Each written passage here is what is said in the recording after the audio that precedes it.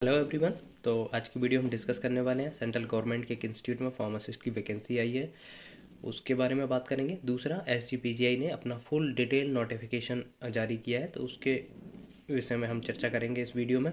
तो आप देख सकते हैं, सबसे पहले ये मैंने ओपन किया हुआ है स्वामी विवेकानंद राष्ट्रीय पुनर्वास प्रशिक्षण एवं अनुसंधान संस्थान, यहाँ पर एक फार्मासिस्ट की वैकेंसी आई है। तो चलिए स्टार्ट करते हैं। बट स्टार्ट करने से पहले यदि आपने मेरे चैनल को सब्सक्राइब नहीं किया हो तो प्लीज़ चैनल को सब्सक्राइब करिए, वीडियो को लाइक करिए एंड कमेंट करिए। कमेंट करके बता दीजिए करें कि आपको वीडियो कैसे लगती है। पॉजिटिव नेगेटिव जो भी कमेंट हो आपकी, आप प्लीज़ कमेंट करिए। यदि आप पॉजिटिव करेंगे तो हमें एक मोटिवेशन मिलेगा, और नेगेटिव करेंगे तो हमें इम्प्रूवमेंट करने का स्कोप होगा।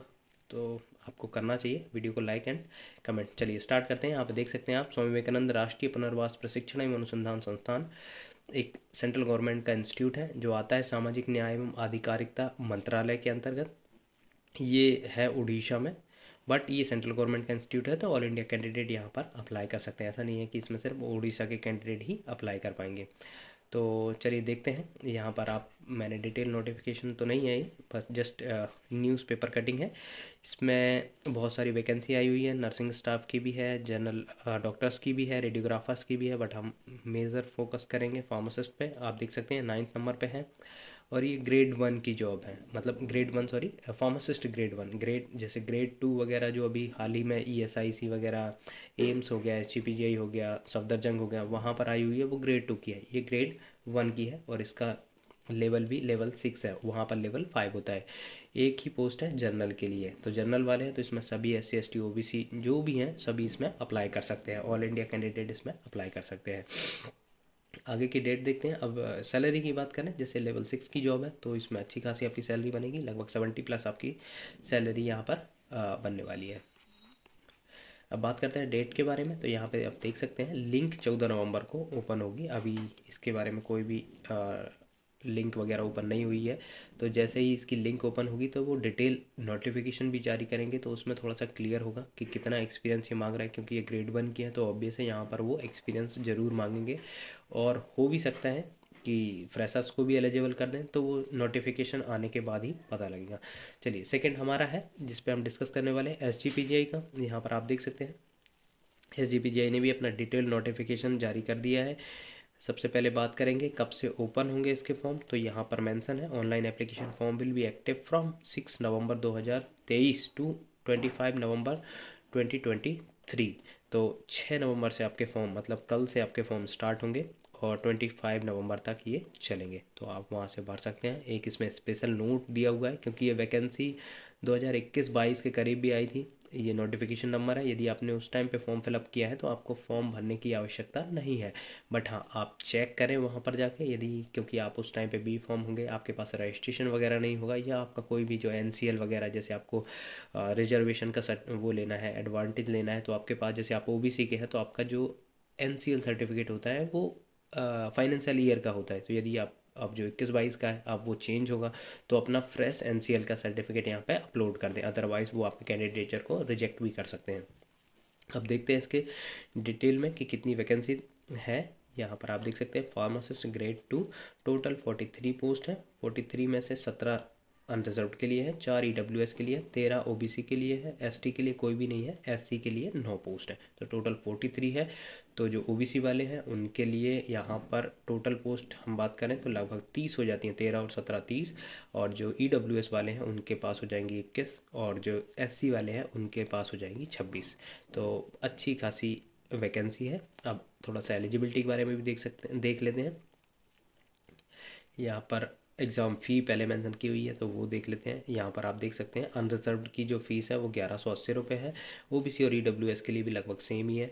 SC और ST के लिए 708 रुपये लगेंगे। ये नॉन रिफंडेबल है, यदि आपने एक बार फॉर्म भर दिया या फ़ी सबमिट कर दी तो आपकी फ़ी वापस नहीं होगी। आप देखते हैं कि इसमें सिलेबस या इसेंशियल क्वालिफिकेशन के बारे में मेंशन किया हुआ है। इसेंशियल में आपके पास डिप्लोमा होना चाहिए और आप रजिस्टर्ड फार्मासिस्ट होना चाहिए। डिज़ायरेबल में बी फॉर्म के लिए भी एलिजिबल किया है, प्लस आपके पास 2 साल का एक्सपीरियंस होना चाहिए। तो आप डी फॉर्म है तो आपके पास D pharm plus pharmacist registration plus 2 year experience, और आप बी फॉर्म है तो B pharm plus pharmacist registration plus 2 year experience. तो यहाँ पर जो फ्रेशर्स हैं वो एलिजिबल नहीं हो पाएंगे, बट आप एक बार उनसे मेल करके कंसल्ट कर लीजिएगा या पूछ लीजिएगा कि बी फॉर्म, जैसे कहीं कहीं पे लिखा होता है जहाँ पे जैसे एम्स वगैरह या सीजीएचएस की पोस्ट आती है तो जो डिप्लोमा वालों के लिए 2 साल का एक्सपीरियंस मांगते हैं, बट जो फार्मेसी वाले होते हैं मतलब डिग्री वाले होते हैं उनके लिए कोई भी एक्सपीरियंस नहीं होता है।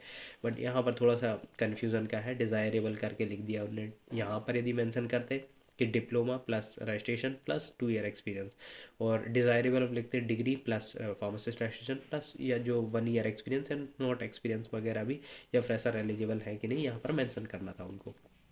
चलिए आगे देखते हैं। अब यदि हम इसके एग्ज़ाम पैटर्न की बात करें तो एग्ज़ाम पैटर्न यहाँ पर दिया हुआ है। सिलेक्शन प्रोसेस वो एक कंप्यूटर बेस्ड एग्जामिनेशन होगा आपका, और टोटल यहाँ पर 100 मार्क्स का क्वेश्चन पेपर होगा 2 आवर्स के लिए, 2 घंटे का यहाँ पे होगा, जिसमें से 60 आपका सब्जेक्टिव होगा और 40 नंबर का आपका आपका आएगा नॉन टेक। नॉन टेक में भी उन्होंने स्पेसिफाई किया हुआ है 10 मार्क्स का आप इंग्लिश आएगा, 10 का जनरल नॉलेज, 10 का रीजनिंग और मैथमेटिक्स भी आएगी। तो जनरल नॉलेज के लिए, और जो जनरल नॉलेज भी आता है प्लस करंट्स के इवेंट्स भी आते हैं, तो करंट इवेंट के लिए हमारा वीकली करंट अफेयर हम अपडेट करते हैं। यदि आप वो वीडियो देखना चाहते हैं तो देख सकते हैं, वहाँ पर आपको जो भी वीकली इवेंट होता है, क्योंकि इससे क्या होता है कि आपके पास लोड नहीं पड़ता। जब फार्मासिस्ट का पेपर होगा तो उस टाइम आपको पूरा साल भर का रिवाइज करना पड़ेगा या याद करना पड़ेगा। उससे अच्छा है कि आप वीकली या डेली आप बनाते जाते हैं, तो उससे एक बहुत अच्छा बेनिफिट होता है कि आपको सिर्फ लास्ट में रिवाइज ही करना होता है। जैसे मैं प्रिपेयर कर रहा था जब फार्मासिस्ट के लिए, तो मैं डेली न्यूज़पेपर से ही पढ़ लेता था, जिससे मेरा करंट अफेयर कंप्लीट हो गया था, और उससे लगभग 3 से 4 क्वेश्चन आए भी थे। 3 से 4 क्वेश्चन मतलब आपकी रैंक बहुत अच्छा बना देता है। तो ऐसा फोकस ना करेंगे 3-4 नंबर में, क्या ही होता है 3-4 नंबर का बहुत ज़्यादा फ़र्क पड़ता है, लोग 1 नंबर से भी रह जाते हैं। ये हो गया। अब देखते हैं हम इसका सिलेबस। तो सिलेबस इनने सेपरेट मेंशन किया हुआ है, यहाँ पे आप देख सकते हैं फार्मासिस्ट ग्रेड 2 कोर सब्जेक्ट। अब ये इसमें देखिए इनने थोड़ा सा बता दिया है कि syllabus is only indicative, the questions can assess any aspect of knowledge, attitude, practical skill which is expected from trained person to work efficiently at advertisement post। तो इनने बस ये कोर सब्जेक्ट दे दिया है, इसके बियॉन्ड भी जो practical होते हैं या फिर जो थोड़े कंसेप्चुअल क्वेश्चन होते हैं वो भी यहाँ पर आ सकते हैं। बट चलो कोर दिया है तो अब कोर से तो ऐसा तो नहीं है कि पूरा का पूरा 100% बाहर ही कर दें, लगभग 90% आपका कोर से आएगा, वाले 10% वो आउट ऑफ सिलेबस कर दें। तो यहाँ पर देख सकते हैं आप डोजेस फॉर्म वगैरह, मेट्रोलॉजी, पैकेजिंग, तो यहाँ पर बहुत अच्छे से सिलेबस उन्होंने दिया हुआ है। बट ये मैं कहूँगा कि ऑलमोस्ट जीपेट के इक्विवेलेंट ही सिलेबस है, साइज, सेपरेशन, मिक्सिंग, क्योंकि वहाँ पे भी ये सभी होते हैं, clarification, filtration, extraction, heat process, distillation, introduction of drying, sterilisation, microbiology के जो पार्ट हो गया, aseptic technique, processing of tablet.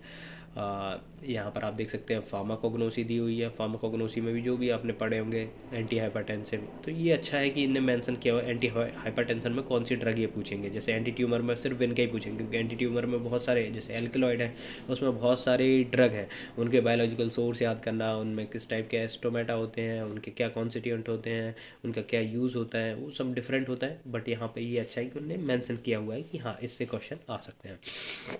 वही vitamin, enzymes, pharmaceutical ads, miscellaneous, biochemistry से आएंगे, क्लिनिकल पैथोलॉजी से क्वेश्चन आ सकते हैं, ह्यूमन एचएपी से भी आएंगे, और यहाँ पर आपके आएंगे हेल्थ एजुकेशन, कम्युनिटी फार्मेसी से आएंगे, फार्मास्यूटिक्स है यहाँ पर।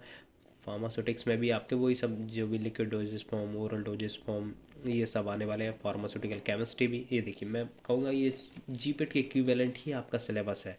यहाँ पर कोई ऐसा नहीं लग रहा है कि डी फॉर्म से रिलेटेड सब्जेक्ट है, ये पूरा इक्विवेलेंट टू जीपेट है। फार्माकोलॉजी एंड टॉक्सिकोलॉजी, और फार्माकोलॉजी में भी उन्होंने सारी जो केडीटी में आप देखते हैं पूरा जो बने हुए हैं चैप्टर वाइज, तो ये सब उन्होंने दे दिया है यहाँ पर। Drug affecting renal function, hormone, pharmaceutical jurisprudence आपका आ गया है, ड्रग एंड बिजनेस मैनेजमेंट आ गया है, हॉस्पिटल एंड क्लिनिकल फार्मेसी आ गया है, clinical pharmacy, common daily terminologies, तो ये यहाँ पर पूरा का पूरा सिलेबस दिया हुआ है जो कि इक्विवेलेंट टू जीपेट है, और आपको बहुत अच्छे से प्रिपेयर करना पड़ेगा, तभी सिलेक्शन की गारंटी है, अदरवाइज़ तो बहुत मुश्किल है।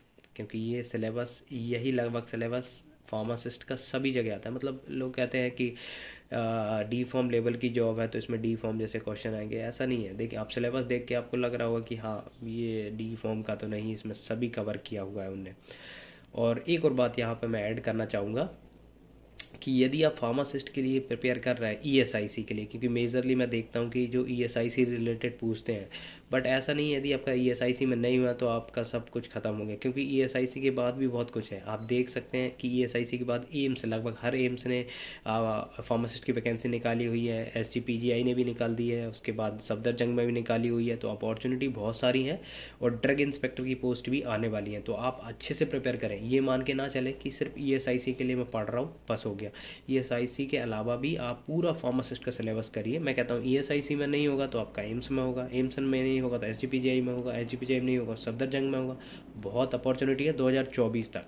2024 के बाद थोड़ा सा टाइम लगेगा, क्योंकि न्यू गवर्नमेंट आती है तो फिर वो अपने हिसाब से सब चलता है, तो फिर मे बी लास्ट जब चुनाव होंगे तब आएंगे। लेकिन ये अभी 2024 तक आपके पास गोल्डन अपॉर्चुनिटी है। अच्छे से प्रिपेयर करिए, और पूरा प्रिपेयर करिए आप अच्छे से, सो दैट कि चलो ईएसआईसी नहीं होगा तो कोई दूसरा फार्मासिस्ट आपका हो जाएगा। आई होप आपको ये वीडियो अच्छा लगा हो तो प्लीज़ चैनल को सब्सक्राइब करिए, वीडियो को लाइक करिए, कमेंट करिए एंड शेयर करिए।